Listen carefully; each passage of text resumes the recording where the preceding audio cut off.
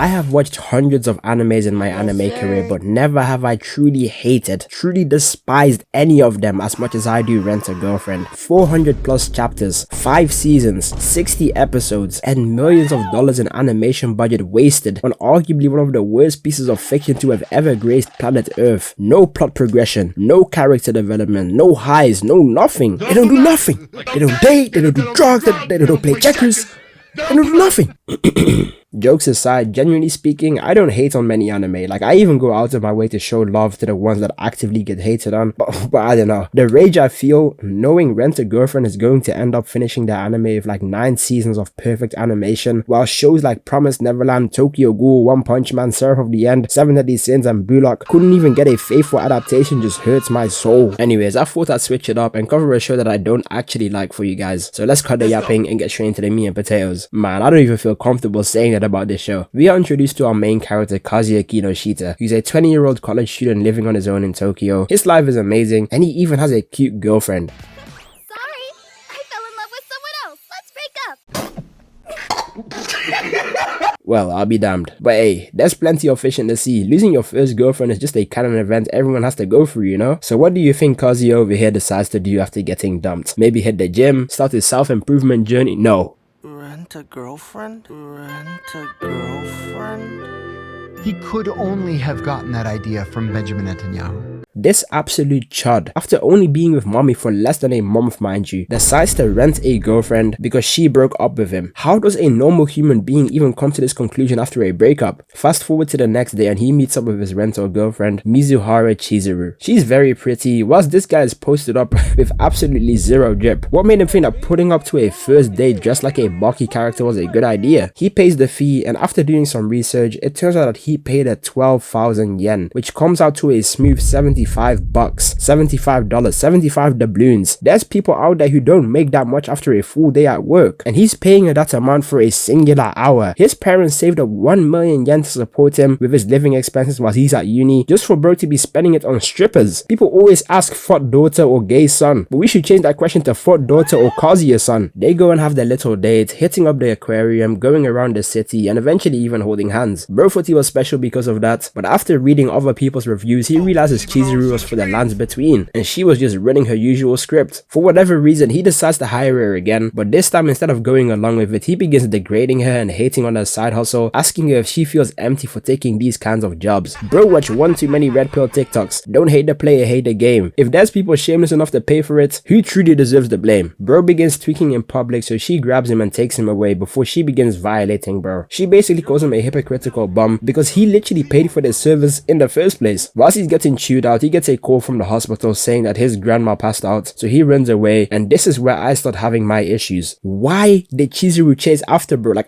I don't understand. If she just went home after he ran away and refunded at $75, these 400 chapters of nonsensical nonsense wouldn't even have happened in the first place. All of this could have been circumvented from this point onwards. His granny even turned out to be completely fine when his parents ask him who the girl he's with is. They are low-key frying bro for never being able to pull that, so he feels so pressured and decides to say that she's his actual girlfriend. Chizuru goes along with it, leaving his parents straight flabbergasted. This is the equivalent to seeing your broke, unemployed homie whose only accolade in life is reaching Celestial and Marvel rivals pull up with a Rolex on his wrist. Like, come on bro, we know it's fugazi. His grandma is so hyped up to the point that she starts shedding tears of real joy. She's even pushing for them to start cracking and get married. Mizuhara is playing it along perfectly, just for Kazuya's grandmother to go and tell her friends about it. As it turns out that she's friends with Mizuhara's grandmother, who doesn't know that she's a part-time rental girlfriend. Kazuya finally acts like a real man and decides to own up before the lie gets out of hand, but that's when Chizuru interrupts bro and doubles down on the fact that they are dating. Long story short, it's over. The granny's out here praying together that their grandchildren are gonna get married. After everything calms down, they decide to just keep it going for a little bit before telling everyone that they broke up, which makes enough sense. He goes on a tangent yapping about how it's his family's dream to see him together with a nice girl, and how he tried to introduce Mami, but she broke up with him before he could. And not gonna lie, they tried so hard to make me care, but he just sounds like a neek. Oh, tell Grain I'm sorry. And introduce a real girlfriend to her someday.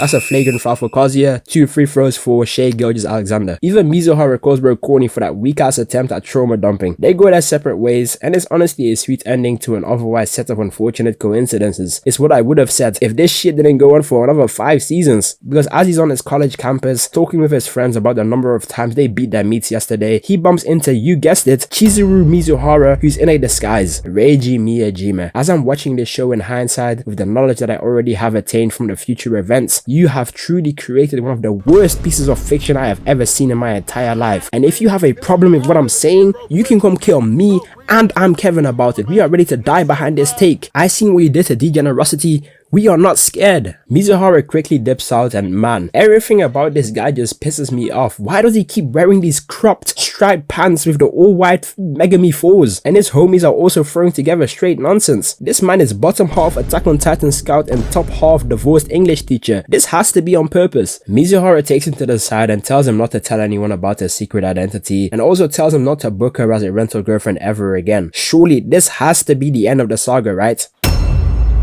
Alright bro, what even are the odds of this happening in real life? This is how people who never leave their house swear they are going to meet their soulmate. Manish on the beach shebang. All of my ops, they're dead. Why do they gas me up? Where does it go? My head? This nigga sucks!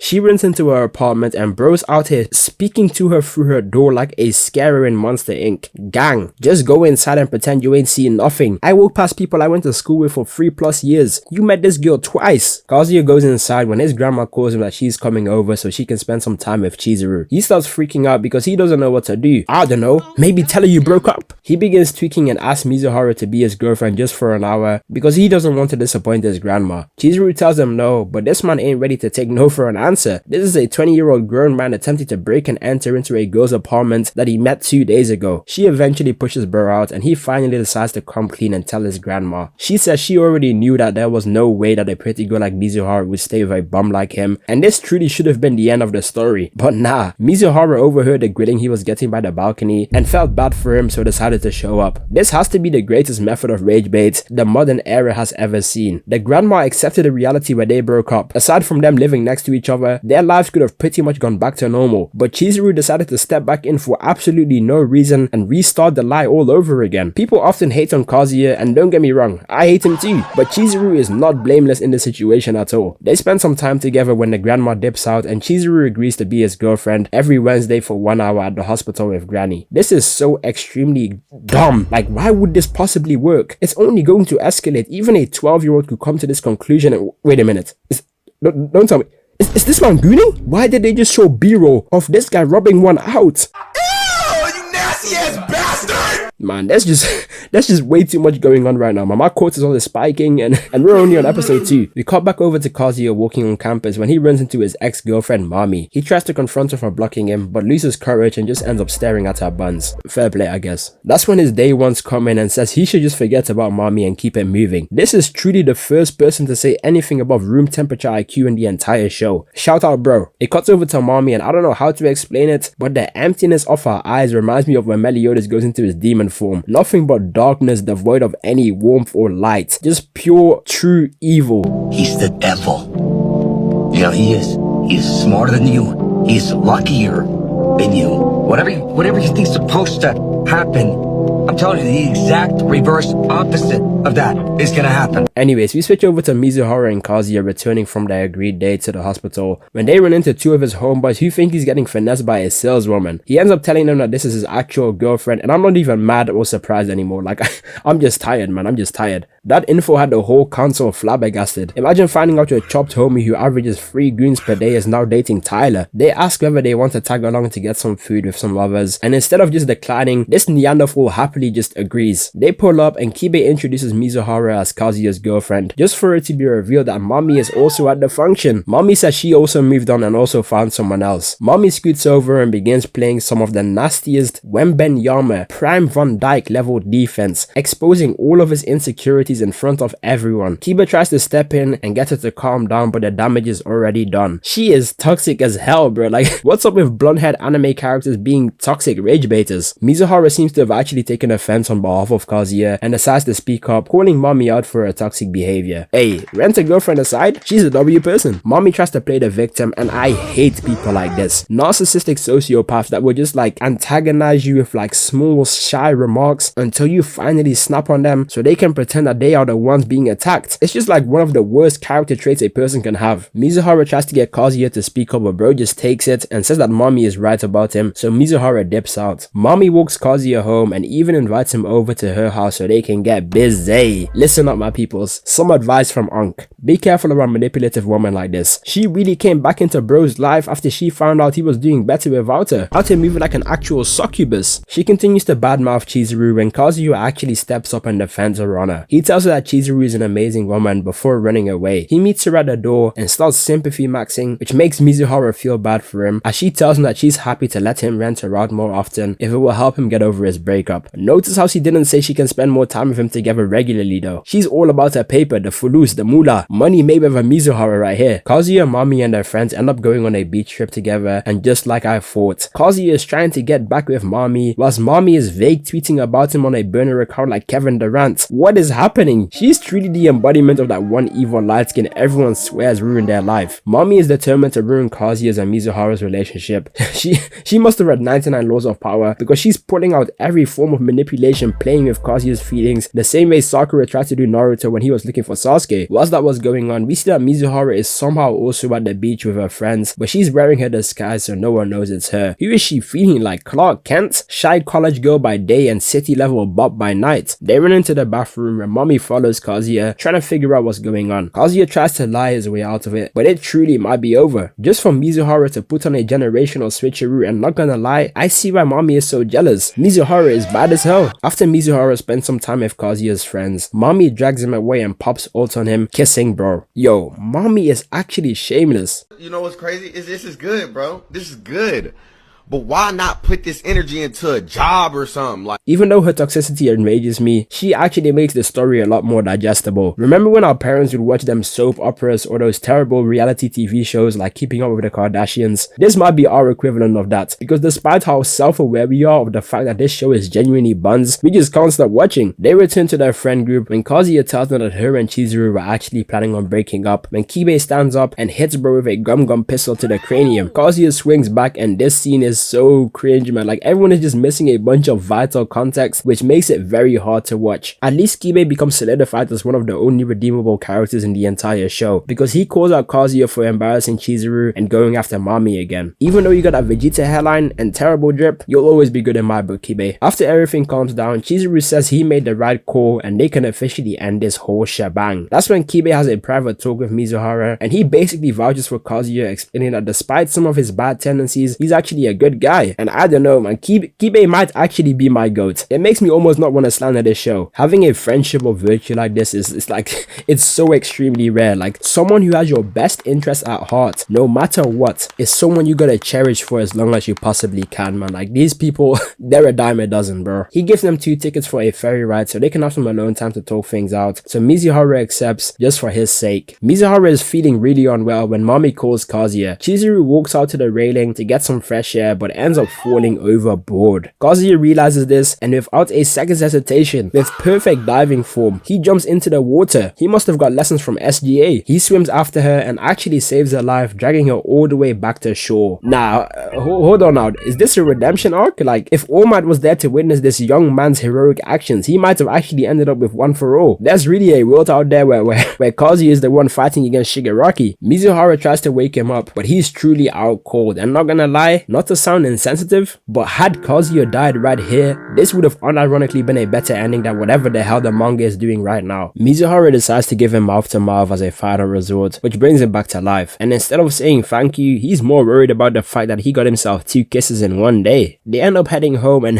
Mizuhara is low-key mad difficult. How many men would jump into the ocean to save a girl they haven't even known for a month? She's lucky she wasn't with me out there. That boat looked big as hell. Knowing my luck, I would have been turned into fufu by its propeller propellers, trying to be the next builder of One for All. I have actually been pretty gracious up until now by skipping out a large majority of the gooning scenes, but I cannot let this one slide. They send the group photos of everyone on the beach into the GC, and this man's first thought after seeing Mami was to rub out a quick one. This is really and truly one of the most down bad anime characters in fiction. He gives Denji a run for his money, and on top of everything, whilst using his imaginary gooning technique on Mami, he starts getting flashbanged by random thoughts of Mizuhara which throws off his flow state. Like, he genuinely loses focus until he eventually realizes that he's actually starting to fall in love with her. Long story short, it's basically that one T-Pain song, I fell in love with a stripper.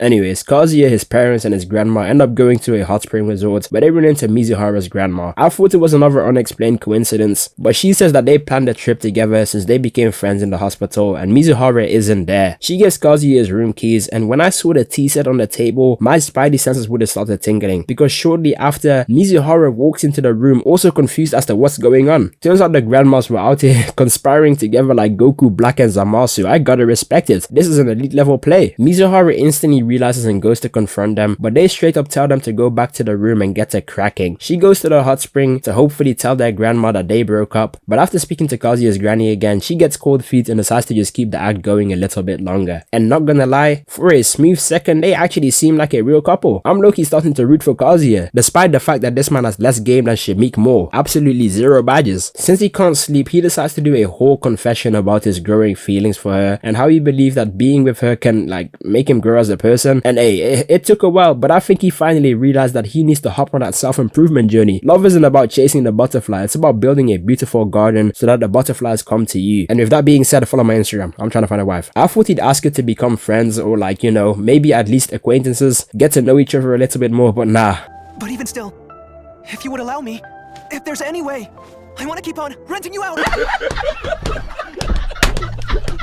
Bro just asks if she can continue to rent her out, and Chizuru actually agrees and says it's okay. Mind you, this comes shortly after the fact that she said she's low on cash. She might be a D1 bag chaser, roadrunner, entrepreneur, hustler. She says she's happy to help him grow as a person and even help him find a real girlfriend. They end up running into his other homie called Kuri, who says he found himself a girlfriend too, and they can go on a double date together. Bro kinda looks like that one rat guy from One Piece, or maybe like a more chopped version of Nishiki from Tokyo Ghoul. And hey bro, there was truly no need for this visual. Like, come on man, what did this add to the story? Fast forward a few days and he introduces his girl when we see it's the same girl Kazuya ran into earlier. They go rock climbing, and this man Kuri brought them here for one reason and one reason only. Anyways, Kazuya asks how Kuri managed to secure Ruka, and bro spouts some random Andrew Tate nonsense about how he mastered his masculinity or something like that. Ruka asks to speak to Mizuhara privately, and she straight up asks whether she's a rental girlfriend.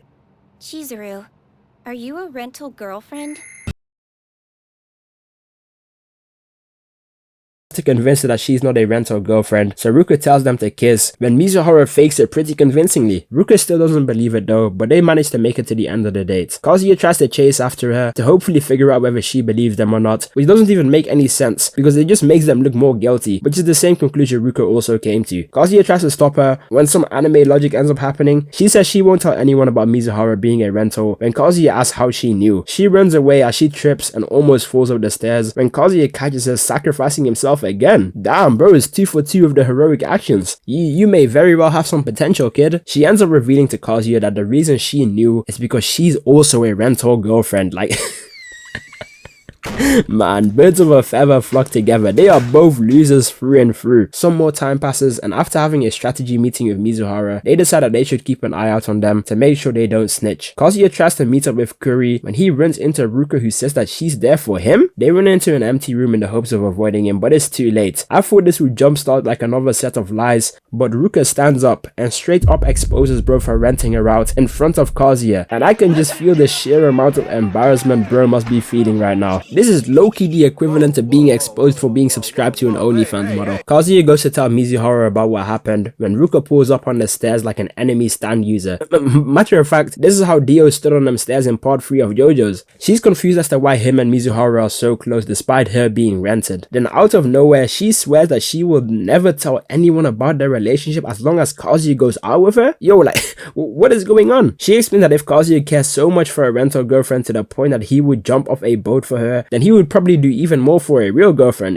And you know what? Fair enough, I guess. Like, she actually sees his good qualities in him and wants to make him happy by filling that void. And you know, I'm sadly ashamed to admit that this form of love bombing would probably work on me. Like, I'd get swept right off my feet. She wastes no time unless Chizuru knows she ain't trying to share Kazuya. Don't let Mami find out about this one, bro. She's gonna turn into Rachel from Tower of God and push bro off a cliff or something. And call me crazy, but it seems like Chizuru is getting a little bit jealous. Like, I don't know. She does make some valid points and says that if she's blackmailing him to go out with her, she's probably isn't gonna be like a good long-term girlfriend. He tells Ruka the cold hard truth, which makes her cry, so it does actually seem like she truly cares about him. Man, even in this piece of slop romance anime, the short-haired girl still doesn't end up as the true winner. After seeing how much she clearly cares about Kazuya in her own way, Chizuru tells him to just go along with it for the time being until they can think of a real solution. This is the type of problems I and a Koji be dealing with, bro. Why is Kazuya dealing with this? He's been messaging him every day, calling him every day, meeting up with him every day, and basically giving him absolutely zero personal space. This reminds me of how Light be getting rage baited by Misa.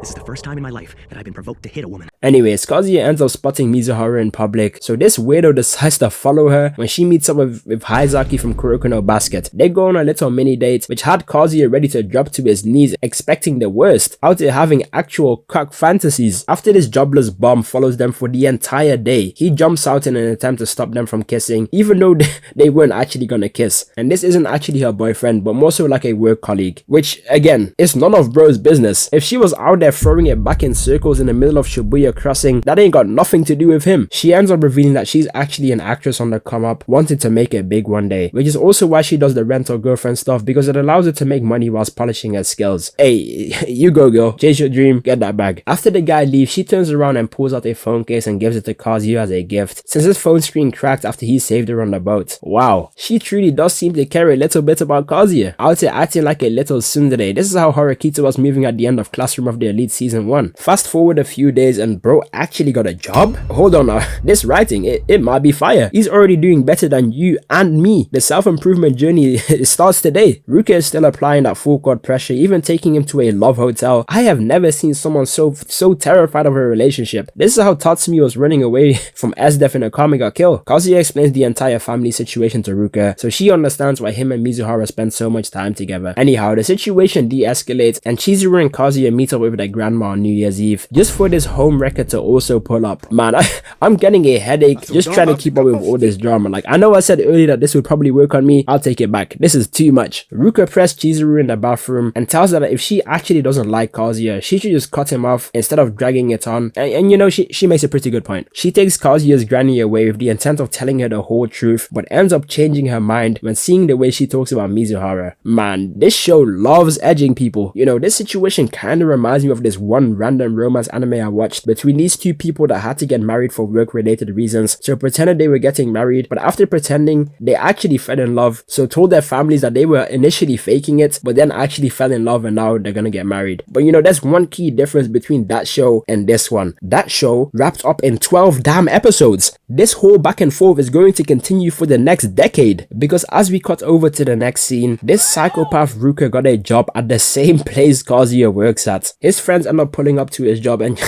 you know what, Kazuya, I truly owe you an apology. Your fits are still hot dookie juice, but this man right here with the Nendo from Saikike Mohawk has officially put together the worst fit I have ever seen in anime history. Walked out the house with the United Kingdom spandex, panda by Monclesi, and his mom's brown boots. Like, what you got going on, bro? Fashion niggas will put something like this together and swear it's hard because it's Balenciaga. Turns out they came to speak to him about Curry because they are worried about his mental health since breaking up with Ruka. They found his Twitter burner account and he's been tweeting a bunch of stuff about heartbreak. I wouldn't be surprised if he reposted some Bart Simpsons edits with XXX Tentacion in the background. Kazuya decides to look out for his bro by paying Mizuhara to take him out on a date, which will make him realize that he's not the only one doing down bad stuff. And you know what, I guess, bro, like, what happened to hopping on the game and having a deep conversation on PlayStation Party? Like, that's always done the trick for me personally. After the whole day, their plan truly seems to have worked. They are true friends friends at least, like, you know, they are really clowning each other over their respective L's. They all return home and Mizuhara asks Kazuya to go on a date with this girl called Sumi because she's apparently so shy that she started to get bad reviews on her dates. She's super introverted and kinda clumsy. She low-key reminds me of what's her name? Bocce the Rock. She's got like the similar archetype. Like, you know, she's socially awkward when Kazuya seems normal in comparison to her. Whilst they're on their date, they are being trailed by none other than Mami. Whilst he's cleaning up in the toilet, she makes a move applying full court pressure onto Sumi. Sumi locks in though and is actually ready to play ball. This is the equivalent to a domain clash in JJK. Look how locked in she is. Mami goes home and she's overly jealous. And you know what? I'm not saying I understand the jealousy because I think jealousy is such a stupid trait. I understand why she's like flabbergasted, bro. Like, Kazuya went from getting no type of play, being a complete loser bum chud bum, to now having the females fawning over him like he's Ayano Koji, Sinbad, or even Satoru Gojo. I understand. She decides to search up Sumi's name to see if she can stalk her socials when she comes across her rental girlfriend profile. The plot thickens. Kazuya and Chizuru meet up on their usual balcony when she tells him that she's probably going to quit being a rental girlfriend since she might land a part-time acting role. Bro almost collapsed right there and then, damn near going through a second heartbreak. Anyways, Chizuru is also having second thoughts about quitting, so takes on another job to get her mind off it. But when she gets to the location, we see it's none other than Mami, who hired her under a false identity, pulled up on her like Geto did on Gojo in Shibuya. Mami is truly the only thing making me want to keep watching this show right now. We switch back over to Ruka and Kazuya, who are at work together, when it seems like he is finally ready to stop being a sneaker affiliate and actually wants to move on from Mizuhara and focus on Ruka instead. This show should really be called Rent a Coincidence, because as he's about to move on with Ruka, Mami and Mizuhara walk through the hallway of the karaoke store and look at their expressions on their faces. This is how Negan was Lil Bro and Rick in season 8 of The Walking Dead. Why is she more intimidating than Johan? Mizuhara tries to talk to her, but she's just making her have a whole date with her. Mami is making valid points. If she wasn't a deranged, evil psychopath obsessed with her ex that she dumped in the first place, man, this entire cast is just full of a bunch of dysfunctional characters, except for Kibe, of course. He's truly the GOAT. Kazuya ditches work to follow them around when Mizuhara asks Mami what she really thinks about Kazuya. She's really pouring her heart out, and it's clear that she really wants Kazuya to find someone that makes him happy. I'd say that at the bare minimum, their relationship has reached like friendship level. Mami tells Mizuhara that her and Kazuya's relationship has nothing to do with her before she dips out. Chizuru and Kazuya meet up at their apartment, where he tells her that he saw everything since he worked at the karaoke place and thanks her for holding it down. Mizuhara apologizes and rambles on about how she's sorry for not being able to find him a girlfriend, but before she can even finish her dialogue, Kazuya bursts out with a confession and says that he's in love with her and wants to be with her for real. Or so I thought. We should really call this show Rent and Edging, because bro backed out and says that he wants her as a rental girlfriend. I feel like if he just kept it real from this point onwards, he'd have a much better chance of actually getting with her. Now, I truly believe if we had some sort of vague conclusion or some vague open interpretable ending with maybe a moving at the end of these 12 episodes, this show wouldn't get any hate whatsoever and would just be another 12 episode romance anime. But it's for the mere fact that this waste of animation, this waste of paper, this waste of budget continues to get renewed, and even after 400 chapters the ending isn't even confirmed to be this year yet. That's what infuriates a lot of people the most. I feel like it's just the fact that it's so dragged out. I actually even have a game theory as to why this show got as popular as it did. If this didn't air during the peak of COVID, during the peak loneliness epidemic, this show probably wouldn't have gotten any traction at all. I feel like everyone went through their little romance arc during the COVID pandemic. Like, everyone was in their feelings. Anyways, if you made it to the end, you might as well subscribe, since our joint suffering has caused our bond to be inseparable. YouTube thinks you like the video on screen next, so check it out. Peace. Eid Mubarak to my peoples. If I get this out before Eid, if I don't, still Eid Mubarak. I hope you had a great time.